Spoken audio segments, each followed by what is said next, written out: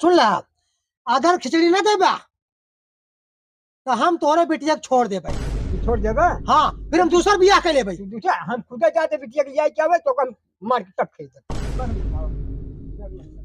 कहा बताऊ बा, देखा तो कैसे बोला था है? ठीक बोला था, इनको खराब बोला था है? ठीक कहा बोला था हमें खिचड़ी चाहिए, खिचड़ी आए ससुराल में खिचड़ी चाहिए हमको। अब बिना ले जाम ना खिचड़ी। अबे तार बूढ़ा बाबू दिए खिचड़ी। अगर ना देबू ना तोरे बेटे के लिए हाँ हम ही पहुंचा जाबे, हम जाके दूसरा बियाह कर ले अपने घर। मेरा रुको मैं ना नाम का एक चीज सोचू।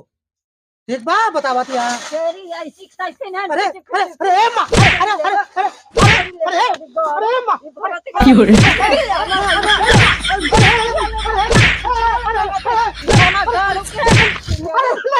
अरे खिचड़ी ले भाई, अरे खिचड़ी ले भाई, अरे गलती ले भाई, अरे खिचड़ी ले भाई, खिचड़ी ले भाई।